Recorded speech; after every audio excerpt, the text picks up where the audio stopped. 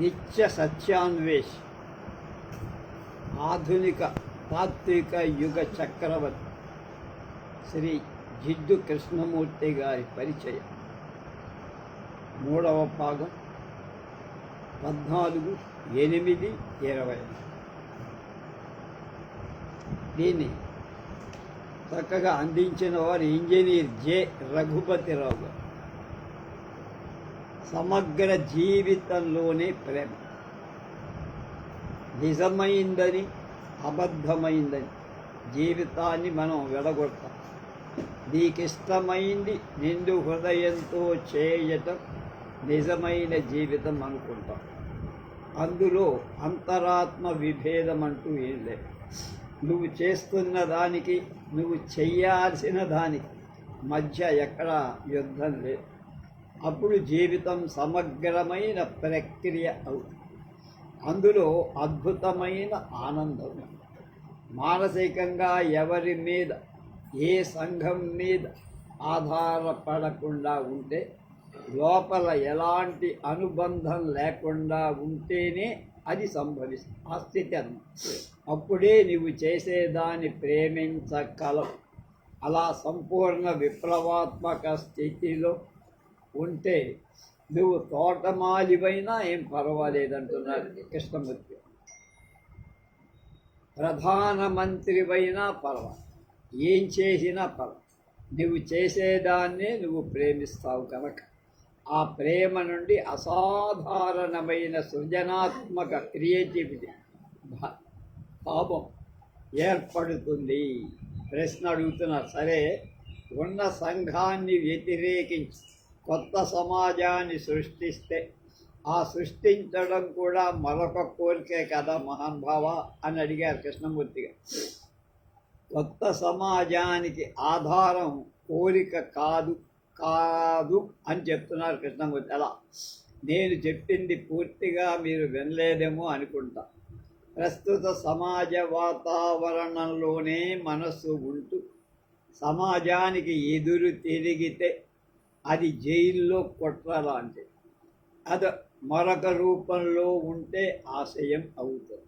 కానీ ఈ సమాజానికి సంబంధించిన వినాశక ప్రక్రియ మనస్సు పూర్తిగా అర్థం చేసుకొని బయట పడితే అప్పుడు జరిగే క్రియ కోరికతో ఏమి ఉండదు.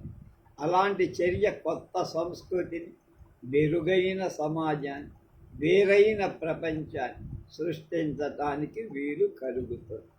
ఆ సృష్టితో మనసు సంబంధం లేదా, దాని ఆసక్తి అంతా నిజమైనదేమిటో కనుక్కోవటం.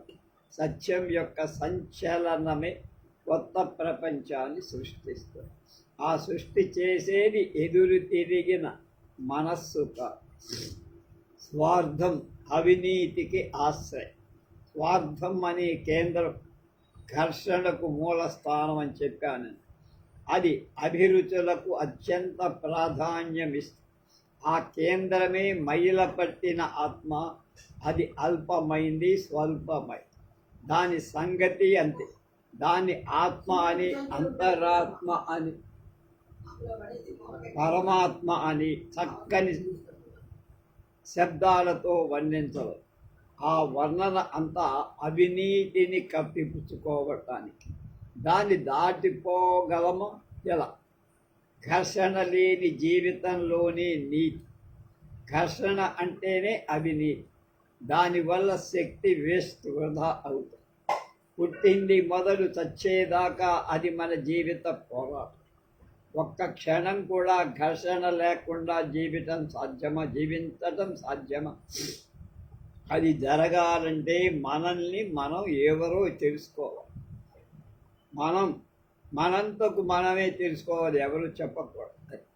మనం మొత్తం గమనాన్ని ఎలా పరిశీలించాలో తెలుసుకోవాలి. అందుకే యథార్థమైన పరిశీలన ఉంది. సమానుకూలమైన హార్మోనియస్ పరిశీలన ఉంది.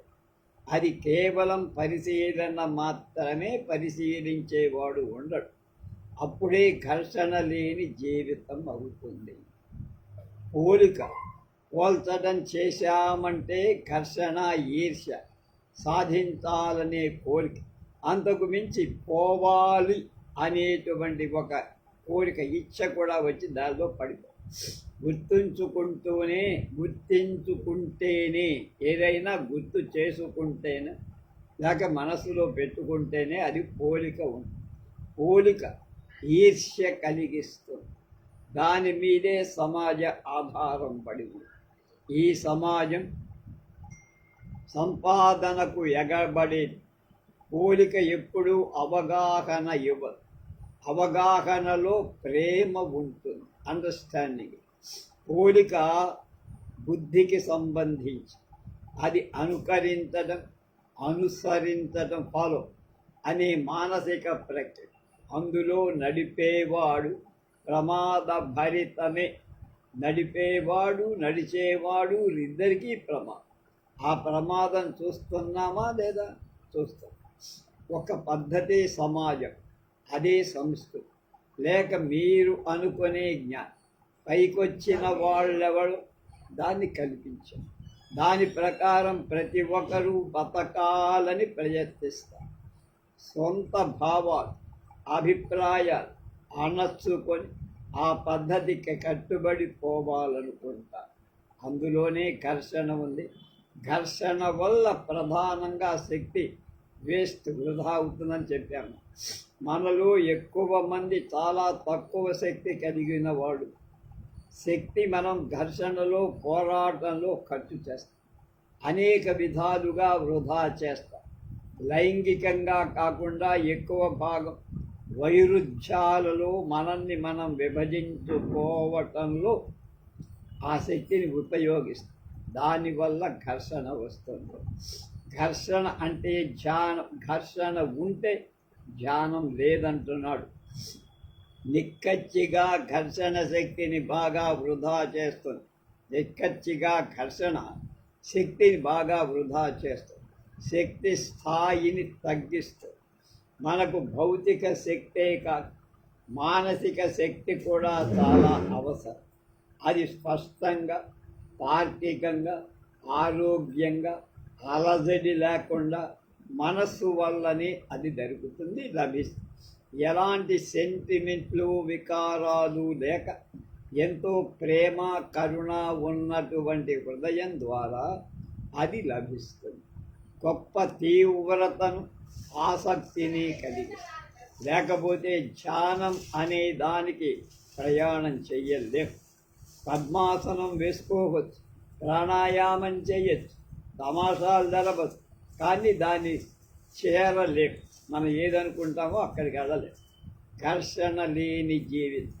కోర్కెల వల్ల, స్మృతి వల్ల, భయం వల్ల, వినోదం వల్ల, బాధ వల్ల క్రియ జరిగినంత కాలం ఘర్షణ గందరగోళంగా ఉంటుంది. వ్యతిరేకతలు ఎక్కువ.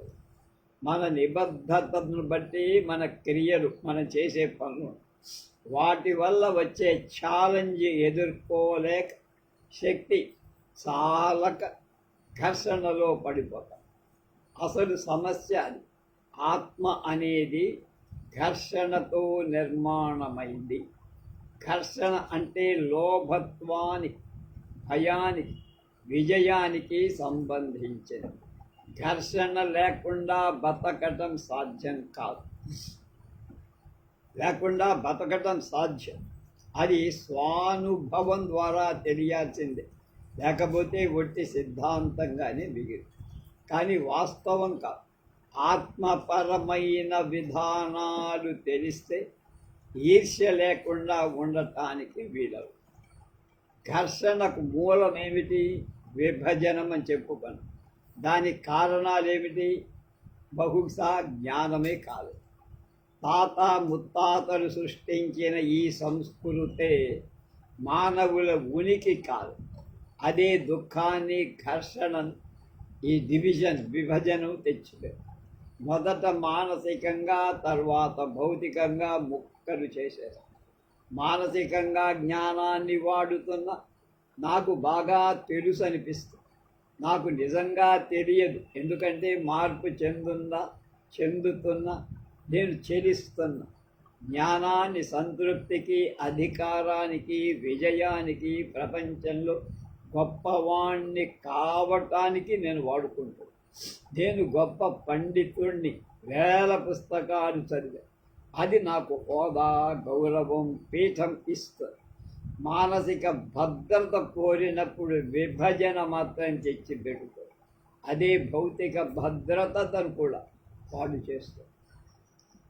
ఇంజన్, ఇంటర్నేషనల్ కంబస్షన్ ఇంజిన్, అంతర్దహన యంత్రం అని చిన్నప్పుడు మేము పాఠాలు చదువుకున్నాం చెప్పాము. అది ఎందుకు అరిగిపోతుంది? మన మెదడు కూడా అలాంటిదే. ఘర్షణలో, పోరాటంలో జీవిస్తాం, గందరగోళంలో ఉంటాం. అప్పుడు మెదడు అరిగిపోతుంది. ఘర్షణ ఉండాల్సిందే, లేకపోతే పెరుగుదల ఉండదని చాలామంది అంటారు. అది జీవితంలో ఒక భాగమే అని కూడా అంటారు. అడవిలో చెట్లు సూర్యుడిని చేరటానికి గింజుకుంటూ సూర్యాభిసరణం అంటారు. ఎక్కడ సూర్యరశ్మి ఉందో ఆ కొమ్మని అటు వాచుకుంటున్నారు. అది ఒక విధమైన ఘర్షణ. ప్రతి జంతువు ఘర్షణలో ఉంటుంది. తెలివిగా ఉండాల్సిన మానవులం నిరంతరం ఘర్షణలో ఉంది. ఇప్పుడు సంతృప్తిగా ఉన్నవాడు ఏమంటాడు? నేను ఎందుకు ఘర్షణలో ఉండాలి? ఘర్షణ అనే దాంట్లో పోల్చుకోవటం, అనుకరించడం, స్థిరీకరించుకోవడం, సరిపెట్టుకోవడం, గతమే వర్తమానం ద్వారా భవిష్యత్తులోకి సాగటం, ఈ ప్రక్రియలన్నీ ఉన్నాయి. ఘర్షణ ఎంత ఎక్కువగా ఉంటే అంత నరాల జాడ్యం, న్యూరోటిక్ జబ్బు ఏర్పడుతుంది, బలహీన. అందుకని ఘర్షణ నుండి వైతొలగటానికి మీరు దేవుణ్ణి గాఢంగా నమ్ముతారు. అతని ఆజ్ఞ నెరవేరుగాక అంట. ఈ రకాల లోకాల్లో మనం సృష్టిస్తాం సంఘర్షణ. గురువెవరో, ఋషెవరో, నాయకుడెవరో తెలుసుకోవడం ముఖ్యం కాదు. ఎందుకు వాళ్ళని అనుసరిస్తున్నామో తెలుసుకోవటం ముఖ్యం. ఏదో కావాలని, స్పష్టంగా ఉండాలని మీకు మీరే అనుసరిస్తారు. గందరగోళం మనలో ఉంది. మనమే దాన్ని తెచ్చిపెట్టి దాన్ని తొలగించి మనం తృప్తినిచ్చే హోదా కలిగి ఉండవచ్చు, అంతర్గత భద్రత పొంది ఉండవచ్చు, సంస్థాగత నమ్మకంలో పెద్ద స్థాయిలో పొజిషన్లో ఉండదు. కానీ అదంతా ఘర్షణ, దుఃఖానికి దారితీసే కార్యక్రమమే. ఆత్మావృత్తమైందే, ఆత్మని చుట్టుకున్నారు. మీరు సాధించి తత్కాదించింది తాత్కాలిక ఆనందాన్ని ఇవ్వవచ్చు. మీకు ఆ హోదా రాక తప్పదు అనుకోవచ్చు. ఆ కృషిలో ఉండొచ్చు కూడా. అది మీకు పట్టిన దశ అని భావించవచ్చు. స్టేట్ ఏ ఏ స్థాయిల్లో ఎంతకాలమైతే మీరేదో కావాలని అనుకుంటారు అంతకాలం మీకు దుఃఖం, గందరగోళం తప్పు.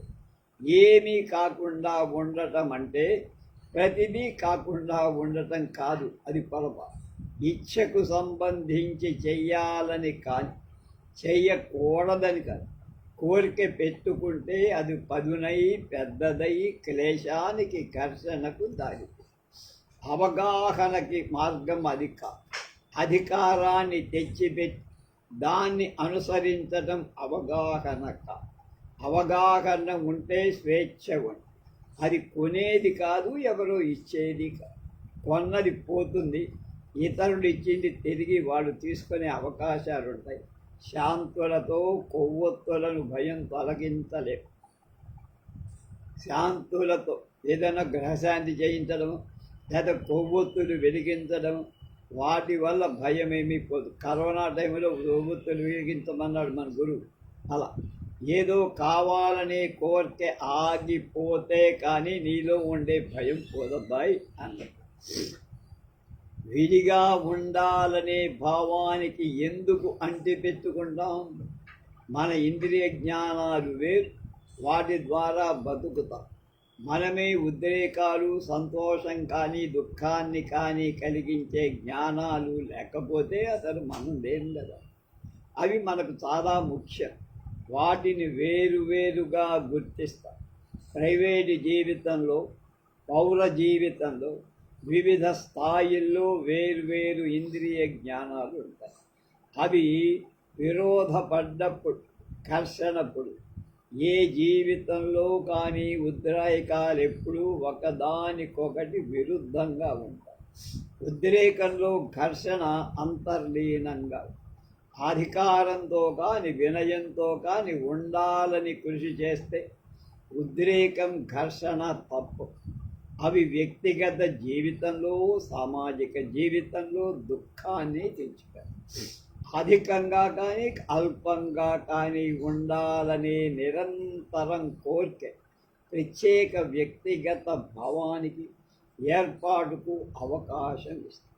ఈ వాస్తవాన్ని గ్రహించగలిగితే, దాన్ని ఖండించకుండా సమర్థించకుండా ఉండగలిగితే ఇంద్రియ జ్ఞానాలు మన జీవిత సర్వస్వం కాదని మనం కనిపెట్టగలం. అప్పుడు ఇంద్రియ జ్ఞానం యొక్క స్మృతి రూపమైన మనసు ప్రశాంతంగా ఘర్షణలు అది చీలికలు పేలికలు అవుతుంది.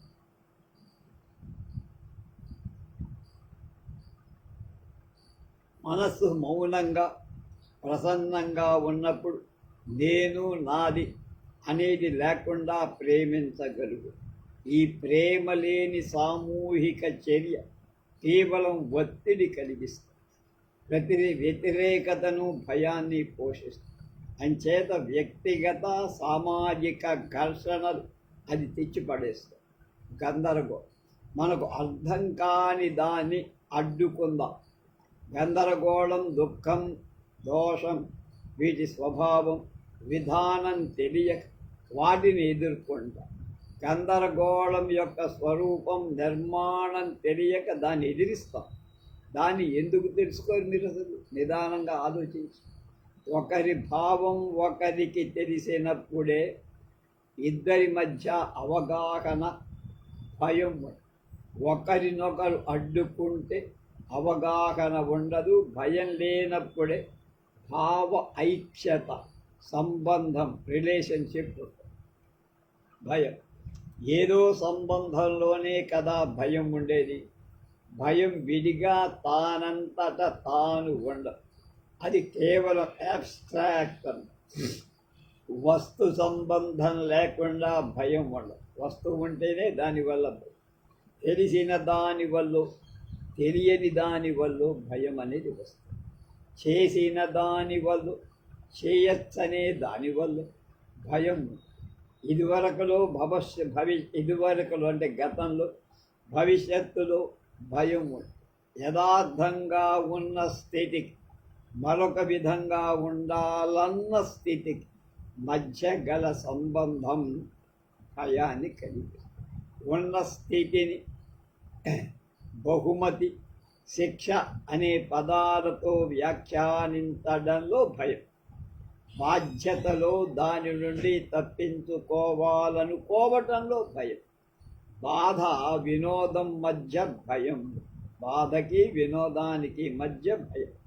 వ్యతిరేకమైన వాటి ఘర్షణలో భయం. విజయాన్ని పూజించటంలో అపజయం వస్తుందనే భయం. ఏదో కావాలనుకోవటంలో ఉన్న పోరాటానికి సంబంధించిన మానసిక విధానంలో కూడా భయం. మంచిగా ఉండాలనుకోవటంలో తక్కువైపోతామేమో అనే భయం. పోల్చుకోవటం అవగాహన కాదు, అది అండర్స్టాండింగ్ కాదు. తెలిసిన దాంతో తెలియని దానికి ముడి పెడితేనే భయం కలుగు. ఆ భయం పోలికని తెచ్చిపెడు. భద్రతను వెదకటంలో భయం ఉంది. అనిశ్చిత అంటే అన్బ్యాలెన్స్ లేకపోవటం. ఘర్షణ, విజయకాంక్ష. మన పిల్లలు అధికారంలో ఉండాలనుకోనేంత కాలం, పెద్ద పెద్ద ఉన్నతమైన పదవులు పొందాలనుకున్నంత కాలం ఇంకా ఇంకా విజయవంతం కావాలనుకున్నంత కాలం మన హృదయాల్లో ప్రేమ లేదు, కోరిక ఉందన్నమాట. విజయాన్ని ఆరాధించటం ఘర్షణ, దుఃఖం తెచ్చుకోవడమే, కొని తెచ్చుకో. ప్రేమించడం అంటే పిల్లలతో హృదయపూర్వకంగా సంసర్గంచండి. స్పందనకు, తెలివికి, సమగ్రత సహాయపడే విద్య పిల్లలు పొందేట్టు మనం చూడాలి. స్పందనకు, తెలివికి, సమగ్రత, ఘర్షణ నిత్య జీవితం. మీ రోజువారీ జీవితం క్రమత లేకుండా, రెగ్యులారిటీ, గందరగోళంగా, వైరుధ్యంగా ఉంటే లోపలి దృష్టి, దృష్టి మీకు రాదు. ఇది బాగా అందరికీ తెలుసు. ఘర్షణ అంతర్గతం. మీలో అలజడిని తీర్చగలిగితే అప్పుడు జీవిత ఉద్దేశ్యం ఏమిటో తెలుస్తుంది. నువ్వు అడగక్కల్లా, దానికై ఎదురు చూడాల్సిన అవసరమూ లేదు. గందరగోళం నుండి వైదొలగాలంటే దాని కారణాలు తెలుసుకోవాలి. అవి చాలా స్పష్టం. అవన్నీ నేను అనే దానిలో మూలభూతమై ఉంటాయి. ఇది ఆజ్యవం ద్వారా, ఏదో కావటం ద్వారా, విజయం ద్వారా, అనుకరణ ద్వారా నిరంతరం వ్యాపించాలని కోరు. దాని లక్షణాలు ఈర్ష్య, అసూయ, లోభత్వం, భయం. ఈ అంతర్గత గందరగోళం ఉన్నంత వరకు బహిర్గత సమాధానాలు వెతుకుతూనే ఉంటాము. కానీ అంతర్గత అలజడి తొలగించుకుని జీవిత ప్రాధాన్యం ఎందుకు జీవిస్తున్నామో తెలుసు. అహం ఆత్మ అనే దాని గురించి ఇప్పుడు చెప్తున్నాను. నేను ఆత్మ వేర, నేను నాది, ఇవి వ్యక్తి భావం. అవి గుర్తించటం అవసరం. అవి ఒక విధంగా సార్థక, అర్ధరహితాలు కూడా. అయితే వ్యవహారానికి అవసరం. నా చెయ్యి, నా శరీరం, నా చిత్తం, నా ఆత్మ, నా దేవుడు అనటంలో నేను వేరు, నా చెయ్యి వగైరా వేరు అని వెళ్ళగొట్టేస్తాను అని అనిపిస్తుంది. నేను వేరు చేసి ఇది శాశ్వతం, సత్యం, సర్వాత్మ అంటూ వివరిస్తూ ఉంటాం. నా ఆత్మ అన్నప్పుడు నేను ఆత్మ వేరైనట్ల. నేనుకు ఆత్మకు ఏమైనా తేడా ఉందా? నేను ఆత్మనా?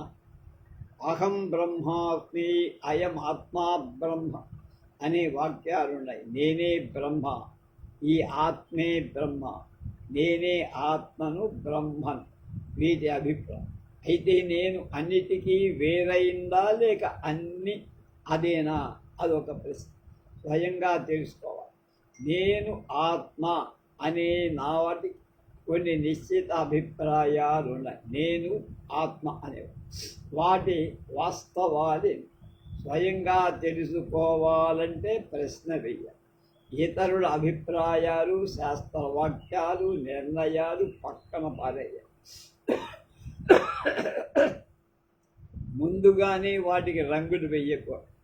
తెలుసుకోవటానికి ప్రయత్నిద్దాం, పరిశీలిద్దాం. ఎవరికి వాళ్ళు ఒకళ్ళతో ఒకళ్ళు కలిసి నిశితంగా మాట్లాడుకుంటే కొంత అవగాహన కలుగు. నేను దాని సముదాయం. నేను అన్నప్పుడు తన ఉనికి మొత్తం కాదా? అంటే దేహం, మనస్సు, విశ్వాసాలు, అభిప్రాయాలు, సంబంధాలు అన్నీ కలిసి నేను. అంతేకాక డంబాన్ని, దర్పాన్ని, ధీమాన్ని, జయాన్ని, సంపాదనని అది వ్యక్తం చేస్తుంది కనుక అది అహం. అహంభావానికి ప్రతిరూపం అన్నారు. మరైతే నేను పుట్టుక దగ్గర నుంచి చచ్చే వరకు ఉండేదా ఈ నేను? లేక మధ్యలో తయారవుతుందా? లేక జనన మరణాలతో దానికి సంబంధం లేదా? అది మానసికమైందా, భౌతికమైందా? అదే ప్రశ్న. ఇక ఆత్మ, దైవాన్ని, దైవశక్తిని ఆత్మ అని, పరమాత్మ అని చెప్తాం. అంటే అతీత శక్తి ఆత్మారూపమైంది అంట. బ్రహ్మ, పరబ్రహ్మ ఆత్మకు పర్యాయ పదం. నేను ఐ అని, మీ అని, సెల్ఫ్ అని, ఈగో అని ఇంగ్లీష్లో దీన్ని వాడతారు. ఆత్మ సోల్ అని, స్పిరిట్ అని కూడా అంటారు వాడు. ఆత్మ ఉందా లేదా? ఆత్మ ఉందని లేదని వాదోపవాదం, విభిన్న అభిప్రాయాలు ఉన్నాయి. కొన్ని మతాలు ఆత్మ ఉందంటే కొన్ని లేవని నమ్ముతాయి. బుద్ధుడు లేదన్నాడు, సోక్రటీస్ ఉందని విశ్వసించాడు. ఆత్మవత్ సర్వభూతాని ఉద్దేశోర్జున తిష్టత అని భగవానుడు భగవద్గీతలో చెప్పాడు. ఆత్మ విచారం మనకు అవసరమా? గుండె వేరు, హృదయం వేరు. ఆత్మ వేరు, గుండె వేరు, హృదయం వేరు. హృదయంలో ఆత్మ ఉందని అంటాం. హృద్దేశం, హృదయ దేశం అన్న హృదయం దేశానికి సంబంధించని అర్థం. దేశం అంటే ప్రదేశం, చోటు, ఖాళీ స్పేస్. ఇది మానసికమైందా? మనస్సు హృదయం ఒకటేనా? మనస్సు ఆత్మ ఒకటేనా? లేక మనిషి పెరుగుతూ ఆత్మ కల్పించుకుంటాడా? ఆత్మ మొదటి నుండి ఉండేది కాదా? అనంత శక్తి ఆత్మ ఒకటేనా? ఇలాంటి ప్రశ్నలన్నిటికీ స్పష్టమైన సమాధానాలు రావాలి. లేకపోతే ఇదొక గందరగోళం అయిపోతుంది. ఘర్షణకు కారణం కూడా. లేదా ఆత్మను గురించి ఏ అభిప్రాయం లేకుండా ఉండటం చాలా మంచిది. అయినా ఆత్మ జీవితానికి ఎంతవరకు సంబంధించింది? దాని ప్రస్తావన లేకుండా మనిషి బతకలేడా? ఈ అహం ఆత్మలను గురించి కృష్ణాజీ అవగాహన దర్పణంలో ఒక్కసారి చూద్దాం. చీకటి అందైనా తడుముకుంటూ కాంతి వైపుకు కదలవటమే కానీ నీ వద్దకు ఎవరు వెలుగుని తీసుకొని రారు. ఇది గడ్డి కృష్ణమూర్తి గారి పోర్టబుల్ కోట్స్ అంటాం.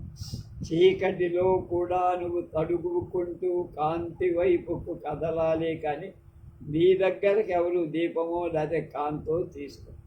నేను సమాజాన్ని విడిచి ఉండలేదు. నేను సమాజాన్ని నుండి ఆనందం, ప్రకాశాన్ని పొందా. విశ్వ సమాజాన్ని వదలటం బాధ్యతారహితం. ఆయన చెప్పిన మాటలన్నీ అవి కావు. అహం ఆత్మ, సెల్ఫ్ అండ్ సోల్. అహం తనను తాను ఎరగడం, తనను తాను తెలుసుకోవటం ఎలా? తాను అనేది క్లిష్టమైన నిర్మాణం, క్లిష్టమైన చలం. తన్ను తాను మోసం చేసుకోకుండా తెలుసుకోగలమా? ఇతరులతో ఉండే సంబంధాన్ని బట్టి తన్ను తాను తెలుసుకోవాలి. గాయం తగులుతుందేమోనని దూరంగా ఉండొచ్చు. సంబంధం ఉన్నప్పుడు దాని ద్వారా ఎంతో ఈర్ష్యగా, పరాధీనంగా, బంధంగా, నిర్లక్ష్యంగా ఉండటం మనం చూస్తాం. తన్ను తాను తెలుసుకోవటానికి పరస్పర సంబంధం అది అద్దంలా పనిచేస్తుంది. బయట సంబంధం కూడా అంతే. లోని తన ప్రతిబింబమే బయట కూడా కనపడు. అది ఆత్మను తెలుసుకోవాలి. ఎందుకంటే మౌలికంగా తనకు లాగానే సమాజం, ప్రభుత్వం అన్నీ మానవులే సృష్టించారు. నేను అసలు స్వరూపం ఏమిటి? నేను ఇది చేశా, అది చేశా, అన్నిటిలో నేను ప్రధానం అనే అహంభావనలో స్వాభావికంగా గర్వం అనేది ఒక విత్తనం బీజ రూపంలో కనుక విజయంతో పాటు గర్వం కూడా లేదు. ఇతరులతో పోల్చుకున్నప్పుడు తాను చాలా ముఖ్యమని దాంభిక భావం కలిగి ఉదాహరణలు, ఆదర్శాలు అనుకరించడానికి కృషి చేస్తున్నప్పుడు ఇతరులతో పోల్చుకోవటం పోలిక ఆశ, బల, ఉద్దేశాలను, సంచలనాన్ని కలిగి అవి నేను అనే దాన్ని బలపరుస్తాయి. ఇతరుల కన్నా నేను ఉన్నతం అనే ఉల్లాస భావనే నేను. ఇతరుల కంటే కొంచెం స్థాయిలో ఉన్నాను అని చెప్పుకోవటమే ఆ భావన, ఆ వినోద భావన గర్వానికి ప్రారంభం. నేను విభాగం, అహానికి, నేను అనేదానికి కేంద్రమై ఉన్నంత కాలం, అహానికి నేను అనే దానికి కేంద్రంగా ఉన్నంత కాలం మనస్సు కాలాతీతమైన దాన్ని కనుక్కోలేదు. ఎందుకంటే అది ఎప్పుడు ఇంకా కావాలని కోరుతూ ఉంది. నేను నేను కానీ దానికి మధ్య విభాగం వస్తే ఘర్షణ, అది స్వానుభవంతో గ్రహించగలిగితే ఆలోచనకు మధ్య విభజన ఉండదు. అప్పుడు ఉన్నదేదో నిజంగా గ్రహించటానికి వీలవు. ఉన్నదాన్ని వాస్తవంగా చూసేవాళ్ళ ఆ సరికే అది దాన్ని నువ్వు దాటిపోయావు. పరిశీలించేవాడు వేగంగా ఉన్నట్టిది వేరుగా ఉన్నంత కాలం ఉన్నది ఏమిటో నీకు తెలియదు. ఈ విభాగం పోగానే ఉన్నదేదో ఉన్నదిగా ఉండదు. మనసు దాన్ని అధిగమించిపోతుంది. నేను మనసు పరస్పర సంబంధంలోనే తన్ను తాను తెలుసుకో వీలవుతున్న బంధంలో స్పందన ప్రతిక్రియల ద్వారా తన్ను తాను చూసుకోవాలి. ఒంటరై పోవటం అంటూ లేదు. తనకు గాయం తగలకుండా, అసౌకర్యం కలగకుండా, అసౌఖ్యం లేకుండా, బాధ లేకుండా మనసు తన్ను తాను ప్రత్యేకించుకుంటూ స్వార్థ క్రియాకలాపాలలో పడి దూరమైపోతుంది. ఈ దూరమైపోవడంలో అంటే మనోగమనంలో నన్ను నేను తెలుసుకోవాలి అని అనుకో. నాలో ఉన్నవి భావాలు, ఆలోచనలు, ఉద్దేశాలు బహిర్గతమైనా కాకపోయి అన్నీ స్పష్టంగా గమనిస్తూ తెలుసుకోవాలని. ఎలా? నిన్ను నువ్వు తెలుసుకో అని గ్రీకులు, హిందువులు, బౌద్ధులు చెప్పి అతి కష్టమైన వాటిలో అది ఒకటి అనిపిస్తుంది. మనల్ని మనం చూసుకోవటం ఎలా కనుక్కుంటాం? నిన్ను నువ్వు తెలుసుకుంటే కల్పన యావత్తు ఎగిరిపోతుంది. అప్పుడు ఒక విశిష్ట గుణం ఏర్పడుతుంది. మాయావరణ దాటిపోవడం అంటారు, అదే శంకరాచార్య. కాబట్టి తన్ను తాను తెలుసుకోవటాన్ని పరిశీలించడం అంటే ఏమిటో అర్థం చేసుకోవాలి. ప్రజ్ఞ, నేను అనేది జిత్తుల మారితనానికి మూలమని మనస్సు గ్రహిస్తుందా? మనస్సుకు బదులుగా ప్రజ్ఞ అనే పదం వాడవచ్చు. అది హింస యొక్క పూర్తి చిత్రాన్ని చూస్తుంది, పరిశీలిస్తుంది, అందులో ఉన్న చిక్కులన్నిటినీ చూస్తుంది. నేను అనేది అన్నిటికీ మూలం అని అప్పుడు అంటుంది. నేను లేకుండా జీవించడం సాధ్యమా? మనస్సు వేరు, నేను వేరు. ఈ మనస్సు నేను అనే దానికంటే వేరైంది. ఈ మనస్సు నేను అనే దానికంటే వేరు. ఎందుకంటే ఈ మనస్సు పరిశీలిస్తుంది, నేను చూస్తుంది కానీ తొలగడానికి భయపడుతుంది. మనస్సు పరిశీలిస్తుంది, నేను అనేది చూస్తుంది, వెళ్ళిపోవడానికి భయపడుతుంది. రెండు వేరు వేరు పరిశీలన. నేను చూడటం నేను భయపడుతుంది. నేను చూడటం నేను భయపడుతుంది. అందుకే అడ్డుకుంటుంది, చూడటాన్ని అడ్డుకుంటుంది. నేను ఎలా బ్రతకడం? నేనేం చెయ్యాలి? దీన్ని వదిలిపెట్టాలా? దీన్నే పట్టుకొని పాకులాడాలా అంటూ నేను సంబంధించిన ఏ గమనమైన హింసే అని మేమంటాం. చిత్రాన్ని కేవలం చూడమంటూ ఒకటి ఉంది, అది పూర్తిగా వేరైనట్టు స్పష్టపడింది కదా. మరి మీరేం చేస్తున్నారు? దిశ లేకుండా, ఉద్దేశం లేకుండా కేవలం చూడటం. సి వేరు,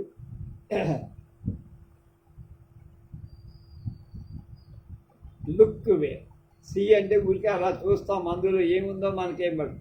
లుక్ అంటే పర్టిక్యులర్గా అందులో ఏముందో చూస్తాం. నడకతో, డైరెక్షన్తో, నిరోధంతో నేను చూడటం మరొకటి. నేను చూస్తుంది కానీ ఏదైనా చెయ్యటానికి ఆ నేను అనేది భయపడుతుంది అంటారు. కేవలం ఇది మీకు చూపిస్తున్నా, మీరు ఇప్పుడు చెయ్యండి నేనుతో చూడటం, నేను లేకుండా చూడటం, కేవలం చూస్తున్నా ఉంటుంది మనం. ఇది నిజమే. నీకు పచ్చ చొక్కా ఉంది, నాకు ఇష్టం లేదు అనను, కేవలం చూస్తా. నాకు ఇష్టమని ఇప్పుడైనా అప్పటికే నేను ఉంటుంది. అది అలా ఉంది. దాన్ని అనుసరించి మిగతావి కనీసం శబ్దార్థం స్పష్టమైందనుకుంటా. నేను యొక్క నిర్మాణమే హింస, నేను జీవించే విధానమే ఆ నిర్మాణం. అదంతా కాలంలో జరిగేది. కేవలం చూడటంలో కాలం లేదు. కాలంతో చూసిన తోడనే భయంకరి.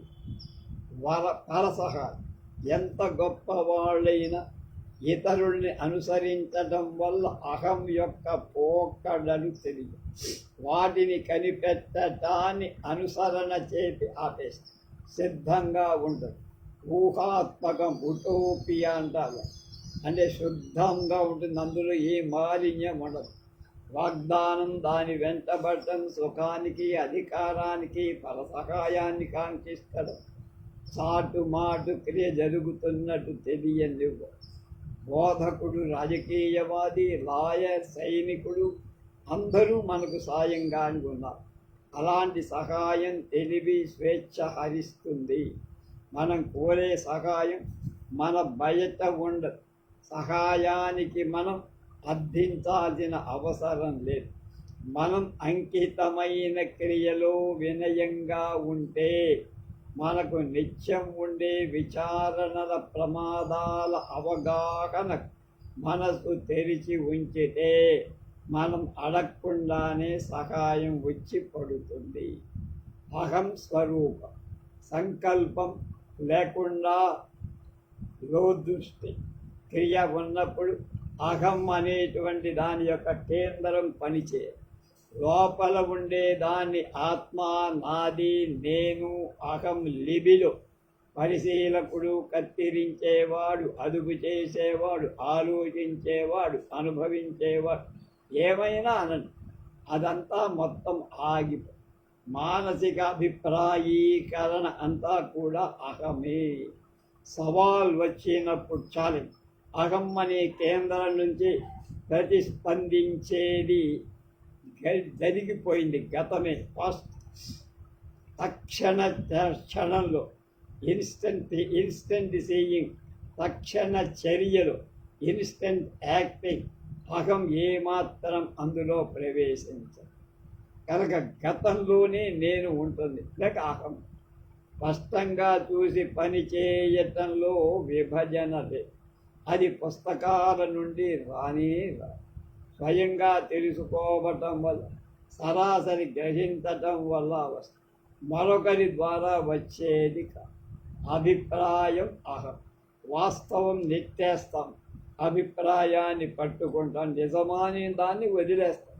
అసలైన అబద్ధాన్ని, అభిప్రాయాన్ని, ఇతరుల అభిప్రాయాన్ని దాన్ని పట్టుకొని వేలాలి. అభిప్రాయం స్వాంతన ఉదయం, స్వీయం కల్పం, ఒక విధమైన ఆత్మబుద్ధి, ఆత్మ కొనసాగింపు కనుక తృప్తినిస్తుంది. అభిప్రాయం అధికారాన్ని, ఆధిపత్యాన్ని, స్థిరత్వాన్ని, మార్గాన్ని, రూపాన్ని ఇస్తుంది. నేను వదలదు, నేను చావదు, అది వదిలేది కాదు, చచ్చేది. అభిప్రాయం లేక విధానం ఆత్మ నేనును పెంచుతుంది. ఏదో ఒక అభిప్రాయం, విధానం లేకపోతే ఈ ఆత్మ అనేది పెరుగుతూనే ఉంటుంది. ఆ ఆత్మను నేను రెండు ఇది కూడా ప్రేమ అనుకుంటాము.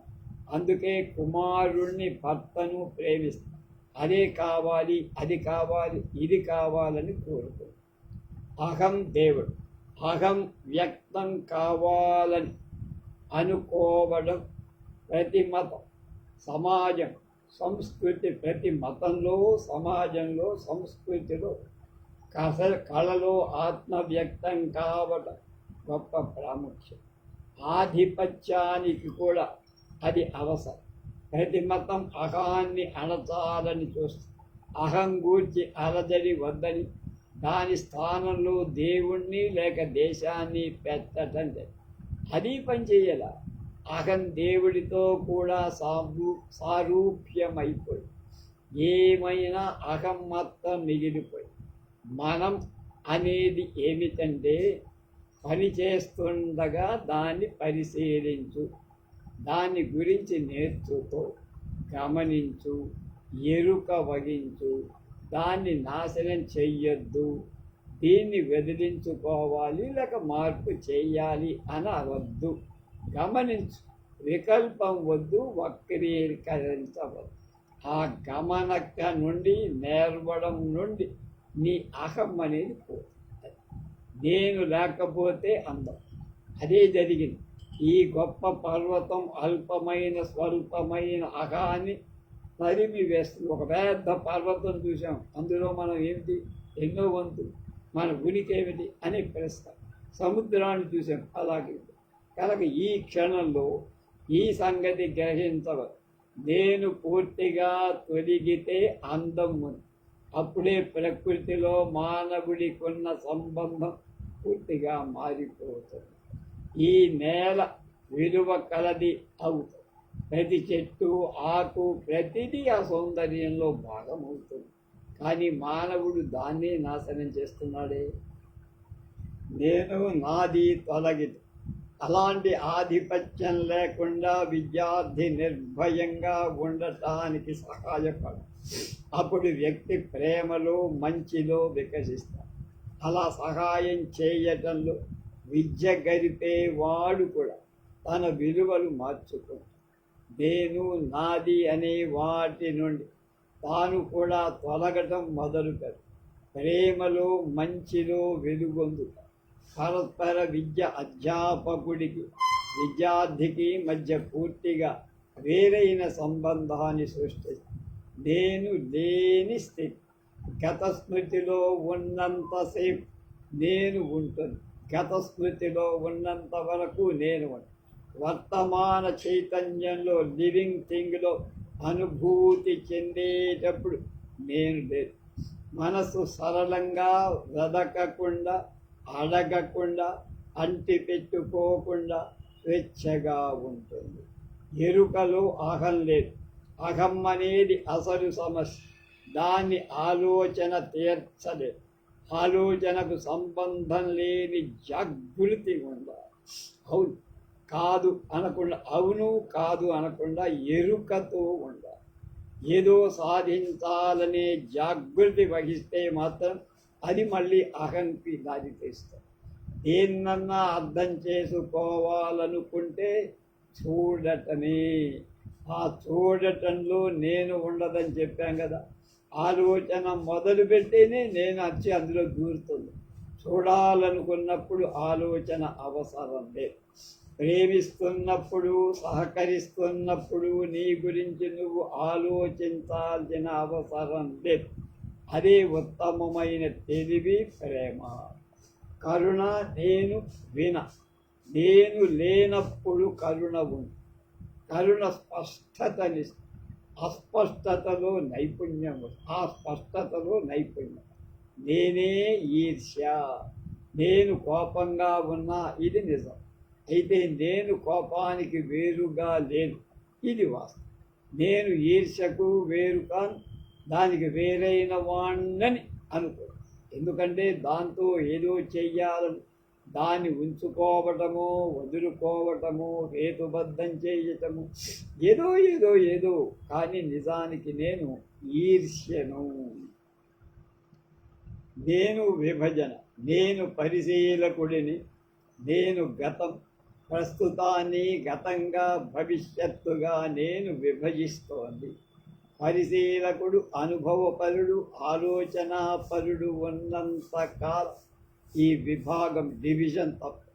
పరిశీలించేవాడు, పరిశీలింపబడేది ఒక్కటైనప్పుడు ఘర్షణ తొలుగుతుంది. రెండు ఒకటై.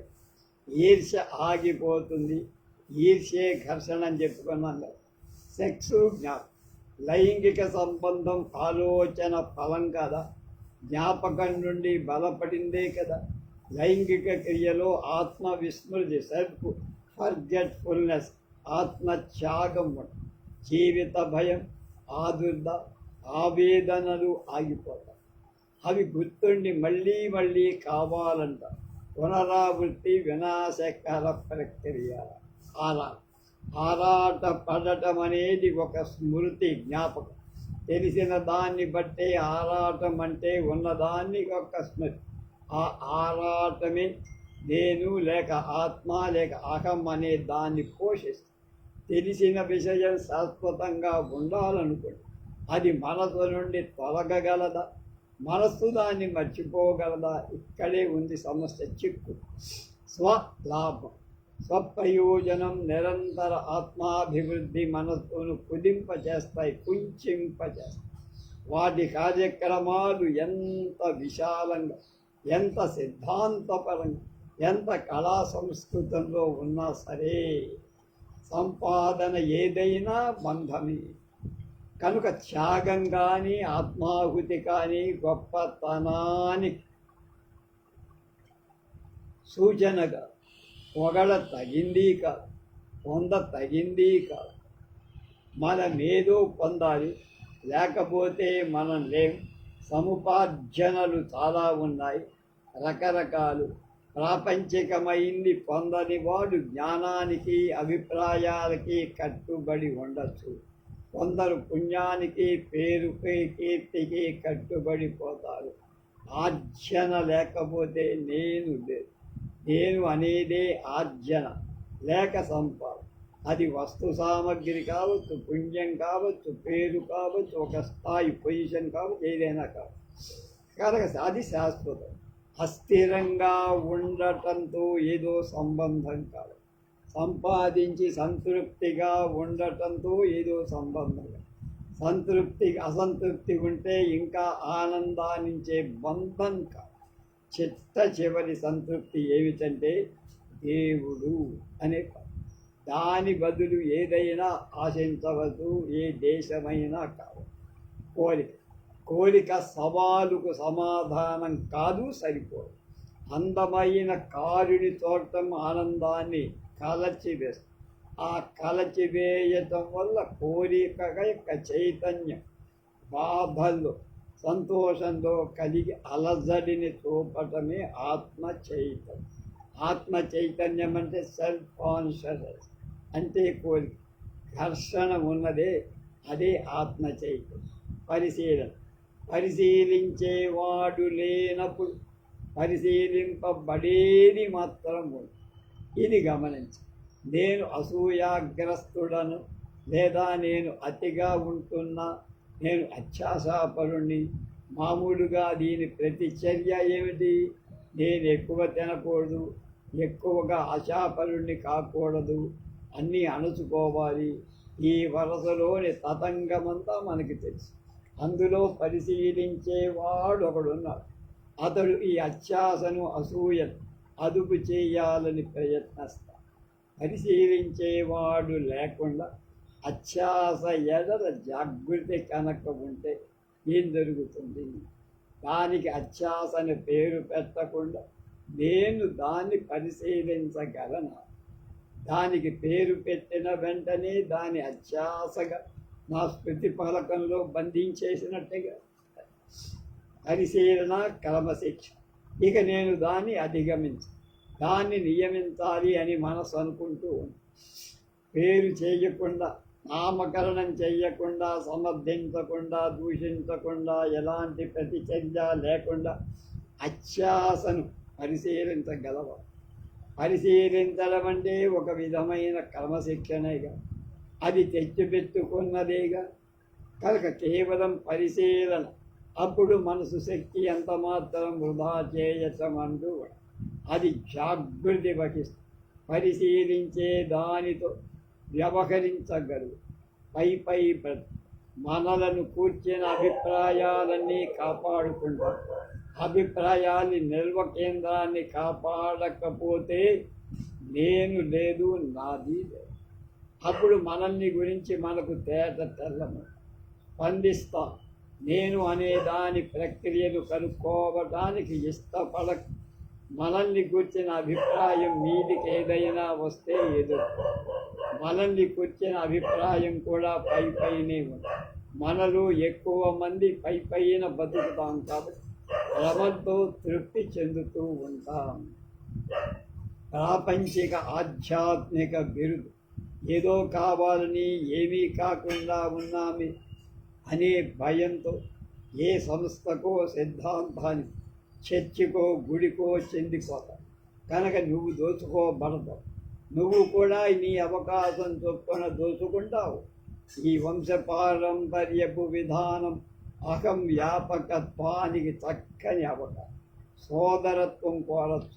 కాఫీ ఆధ్యాత్మిక వ్యత్యాసం, కానీ ఆధ్యాత్మిక వ్యత్యాసాలు పాటిస్తుంటే సోదరత్వం వస్తుందా? బాహ్య ప్రపంచపు బిరుదులు చూసి నవ్వచ్చు. ఆధ్యాత్మికంగా గురువునో రక్షకుడినో అంగీకరిస్తే అది ప్రాపంచిక ధోరణిని అనుసరించినట్టే కదా. ఆధ్యాత్మిక ప్రగతిలో వంశపారంపర్యపు విభాగాలు ఉంటాయా? సత్యావగాహనలోనే అవి ఉంటాయా? దైవాన్ని తెలుసుకోవటంలో అవి ఉంటాయా? ప్రేమకు అలాంటి విభాగాలు లేవు. ప్రేమించడము ప్రేమించకపోవటము రెండే అక్కడ ఉంటాయి. సృజనాత్మక పద్ధతి ఒక పద్ధతిలో చిట్కాను నేర్చుకుంటే మనం సుఖంగా సృజనాత్మకంగా జీవించవచ్చు అనుకుంటాం. సృజనాత్మకత సౌఖ్యం అంతఃసంపద వల్ల లభించదు. ఏ పద్ధతి ద్వారా అది రాదు.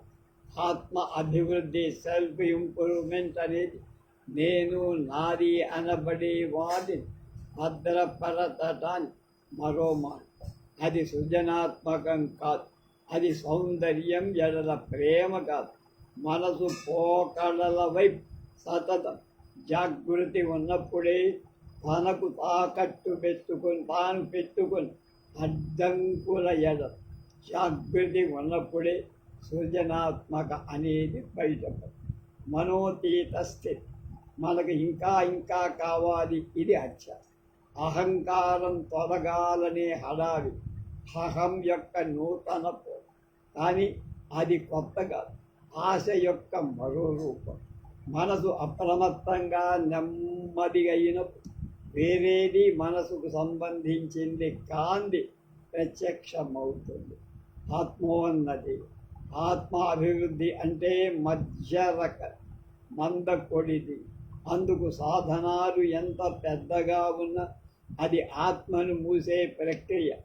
ఆశ అంటేనే ఆత్మ నెరవేర్చుకోవటం, ఆత్మను నెరవేర్చుకోవటం. తెలిసిన దాన్ని మొత్తం కేంద్రం. నేను గొప్పది, మనస్సు కాదు. నేను గొప్పది, మనస్సు కాదు. అప్రమేయమే. తెలిసింది పోల్చదగి. తెలిసిన దాని ప్రక్రియలు దుఃఖకరాలు. ఆత్మ త్యాగం.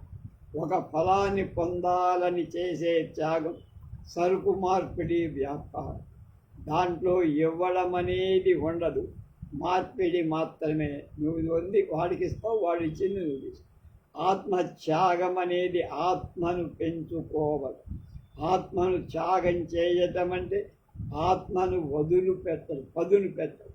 అది ఎంత సూక్ష్మంగా తయారవుతుందో అంత సంకుచితంగా ఉంటుంది, అల్పంగా ఉంటుంది, పరిమితంగా. ఆత్మ తాదాత్మ్యం గొప్పదాంతోనూ ఏదో రూపొందే వాతావరణంతో అనేక రకాలుగా ఆత్మ తాదాత్మ్యం చెందటంలో వైపరీత్యాన్ని లేక అసంగతాన్ని గుర్తించా. అది ఒత్తిడి అని గ్రహిస్తా. నమ్మకాలు గొప్పవిగా కానీ కొద్దివిగా కానీ ఉండే పై మెరుగులా తెలుస్తాయి. అవి కూడా తెలుసు. సాధనలు అహాన్ని పెంచుతాయి. సాధనలు శిక్షణలు అహాన్ని పెంచుతాయి. ప్రాముఖ్యతను మర్యాదను తెస్తాయి. తెలియంది ఉండాలంటే తెలిసింది మనసు నుండి పోవాలి. అందుకు అహం మార్గాలు ఆరాటాలు తెలియ. లేకపోతే మనస్సు యొక్క తాపత్రయాలను అనుసరించి వాటి ప్రతిబింబాలు ఏకాగ్రత, సావధానం. ఏకాగ్రత అంటే కాన్సన్ట్రేషన్. వహించడంలో ప్రయత్నశీలుడు ధ్యేయం రెండు ఉంటాయి. కనుక ఏకాగ్రత నేను ఆత్మ అహం అనే దాన్ని బలపరుస్తుంది. సాధకపరుడుగా, సాధనపరుడుగా, విజయశీలిగా, పవిత్రుడుగా బలపడు. సావధానతలో ఈ ద్వంద్వక్రియ ఉండదు. అనుభవించేవాడు, పోగు చేసేవాడు, నిల్వవా చేసేవాడు ఉండడు. పొందే దానిలో ఘర్షణ, వీగిపోతామంటే ఓడిపోతామనే భయం ఉండదు. తన్ను తాను తెలుసుకోవటం వల్ల సావధానత వస్తుంది. అందులో అహం ఉంది. సావధాన్ అంటారు ఆర్ఎస్ఎస్ వాడు నుంచోనేటం. ఆలోచన పరమాత్మ. నీ భయం నుండి, నీ గుణాల నుండి, నీ ఆలోచనల నుండి నువ్వు వేరా. నీ ఆలోచనలే నువ్వు. ఆలోచన నువ్వు అనే దాన్ని సృష్టిస్తుంది. ఆ నువ్వు వేరే ఉపాధి అనుకుంటావు. ఆలోచన లేకుండా ఆలోచించేవాడు లేడు. వీడు ఉంటేనే ఆలోచన వస్తుంది. ఆలోచన అశాశ్వతమైందని గ్రహి శాశ్వతంగా ఉండేందుకు ఆలోచించే వాడిని సృష్టిస్తాడు. అతడు సహించేవాడు. ఇక ఆలోచించేవాడు అనుభవపడు, విశ్లేషకుడు, పరిశీలకుడు. అశాశ్వతమైన దాన్ని వేరుగా ఉంటాడు. దానికి వేరుగా ఈ ఆలోచించేవాడు ఇతరమైన, ఇంకా ఎత్తైన, ఉన్నతమైన శాశ్వత స్థితులను సృష్టిస్తాడు. ఆత్మ, సోల్, ఆత్మన్, పరమాత్మ, హైసల్ మొదలైనవన్నీ కూడా వాడే సృష్టిస్తాడు. ఈ మొత్తం నిర్మాణానికి ఆలోచనే పునాది. నిశ్చలతకు ఆశయాలు కావాలా? అహాన్ని కాదనటానికి యతి జీవితం అవసరమా? సన్యాసి నిస్వార్థ జీవితనే భావన ఉంది. అహం లేని జీవితాన్ని అర్థం చేసుకోవటానికి అవరోధం ఈ నిస్వార్థ జీవితం అనే భావనే. భావన అహం యొక్క మరో సూత్రం. మఠాలకు, ఆశ్రయాలకు తప్పించుకొని పోకుండా అహం అనేది చర్యల ఎడ నిశ్చేష్టితంగా మెలకువగా ఉండలేమా? ఏదో ఆశ్రమంలోనే స్వామిగాజిగా చెబితేనే మనం వినాలా? అది ఈ ఎరుక మొత్తానికి వేరే కార్యకలాపం తీసుకొస్తుంది. అది దుఃఖాన్ని, క్లేశాన్ని ఇవ్వదు. ఆత్మ ఉందా లేదా? ఆత్మ, ఆత్మన్ ఉందని కొందరు, కనీసం హిందువులు నమ్ముతారు. మనం చిరుగురులాడే విషయంలోకి వచ్చాం. శాశ్వతమైంది ఉందని అనుకుంటాం. అది ఒక ఐడియా, అభిప్రాయం, సిద్ధాంతం, భావన అయినా కాదు. కాదు. శంకరాచార్యో లేక వేదాంతో లేక పాక్ష్యో చెప్పారు. ఆత్మ ఉందని ఏదైనా కావచ్చు. ఒక ఆధ్యాత్మిక పుట్టుడికి లేక ఒక అభిప్రాయం మాత్రమే కదా. ప్రశ్న: ఇప్పుడది సంకల్పం కావచ్చు, కానీ కాలక్రమేణా అది ఉందని మనమే తెలుసుకుంటాం కదా, ఆశిస్తాం. ఏదో ఒకటి ఉందని ఒప్పుకొని భావిస్తే నీవు దాన్ని అలాగే కనుక్కో. మానసికంగా ఆ ప్రక్రియ తేలికే. అసలు దేన్నైనా ప్రకటించడం ఎందుకు, ఊహించడం ఎందుకు? అది ఈయన ప్రశ్న. ఆత్మ పుట్టు ప్రశ్న అడుగుతున్నాడు ఒక శిష్యుడు. ఆత్మ అంటే ఏమిటి గురూజీ అని. మన సంస్కృతి, మన నాగరికత ఆత్మ అనే శబ్దాన్ని సృష్టించింది అబ్బాయి. భారతీయ నాగరికత చూడండి, అనేక మంది మనుషుల సామూహిక కోరిక, సంకల్పం నాగరికత కదా. నశించే ఈ శరీరానికన్నా నశించంది శాశ్వతం. ఒకటి ఉండాలని మన వాళ్ళు భావి కనుక ఆత్మభావం అనే దాని నెలకు. అప్పుడప్పుడు ఒకరిద్దరు చావులేని అసాధారణ పరిస్థితి కనుక్కొని ఉండొచ్చు. దాని శాశ్వతమన్న.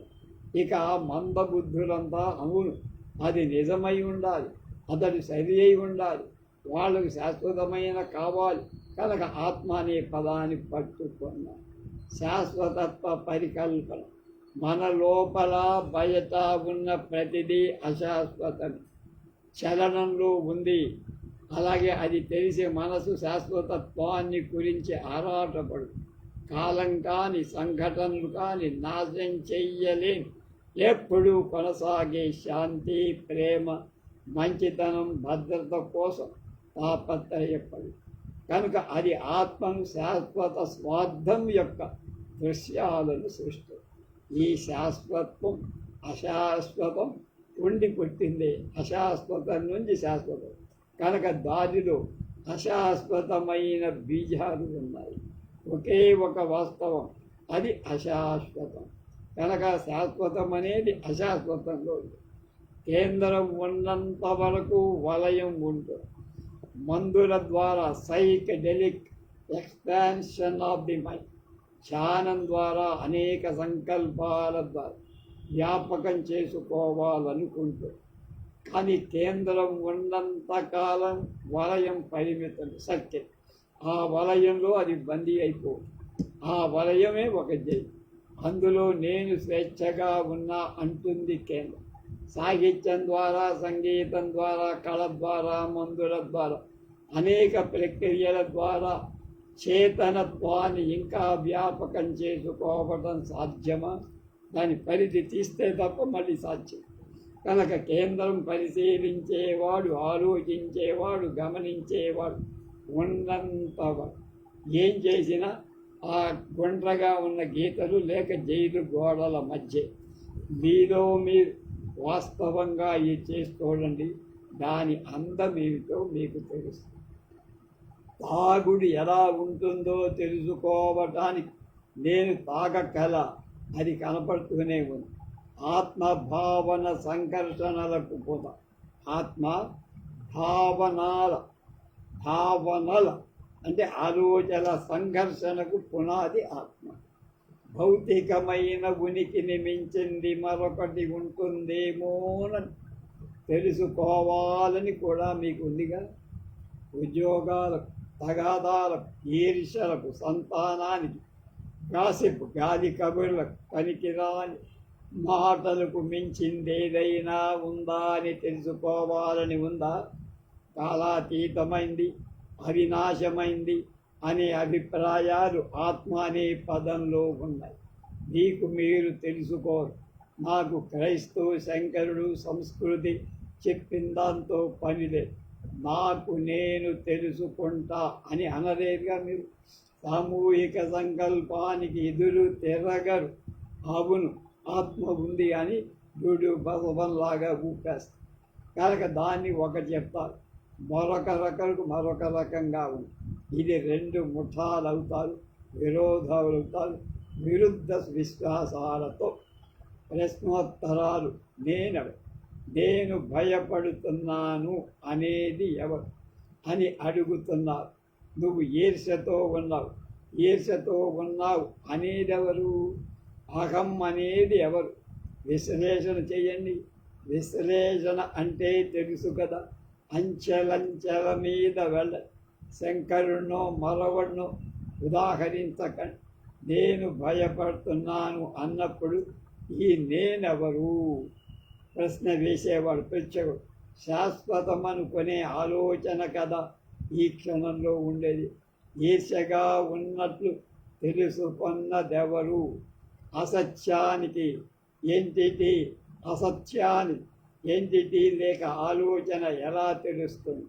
అంతకుముందు ఈర్ష్యను అనుభవించింది కనుక ఇప్పుడు ఆ జ్ఞాపకంతో గుర్తించి ఇది చాలా క్లిష్టమైంది, సూక్ష్మమైంది. ఎంతో శ్రద్ధ ఉంటే కానీ అర్థం కాదు. జ్ఞాపకం యొక్క స్పందన ఆలోచన. అది నిన్నటి దాన్ని గుర్తించుకొని మళ్ళీ ఇవాళ జరిగింది అదే అని చెబుతుంది. అలా అది సాగుతూ ఉంటూ బలపడుతుంది. ఇది సంప్రదాయం. జ్ఞానం, అనుభవం, జ్ఞాపకమే కేంద్రం. ఆ కేంద్రం ఇది నా ఇల్లు అంటుంది. జ్ఞాపకాల మూట ఏదైతే ఉందో అది కేంద్రం. ఆ కేంద్రమే హింస, అజ్ఞానం, ఆకాంక్ష, అత్యాస, బాధ, నిరాశ, సంతోషం అన్నీ దాని చుట్టూ కొంత స్పేస్ అడ్డుకుంటుంది. అయ్యా నేను మళ్ళీ చెప్పలేను, నేను చెప్పిందే బాగా గుర్తుంచుకోండి అన్నా ఇందాక అడిగినప్పుడు. కనుక జ్ఞాపకాల లేక సంప్రదాయ మూట అయిన కేంద్రం ఒత్తిడి ద్వారా ప్రభావం ద్వారా ఏర్పడి హిందూ సంస్కృతిగా ముస్లిం సంస్కృతిగా ఈ కేంద్ర కాల ప్రభావం వల్ల ఏర్పడి కేంద్రం కాబట్టి దాని చుట్టూ స్పేస్ ఖాళీ ఉంది.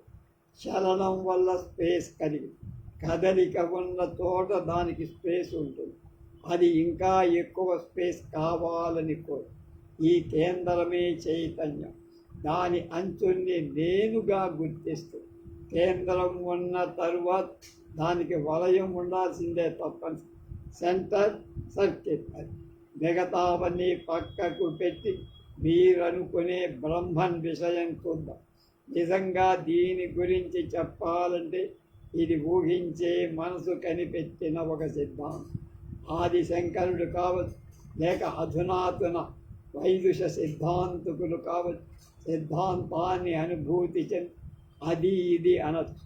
అది ఎలా ఉంటుందంటే క్రీస్తు దృశ్యాలుండే క్యాథలిక్ వాతావరణంలో ఒకదాన్ని నిబద్ధ చేసి తయారు చేస్తే అలాంటి దృశ్యాలే స్వయం నిబద్ధత నుండి ప్రతిబింబిస్తాయి. కృష్ణుడి యొక్క లేక క్రీస్తు యొక్క దృశ్యం గుర్తించడం నిబద్ధమైన జ్ఞానం యొక్క ఫలం కనుక అది నిజం కాదు, వాస్తవం.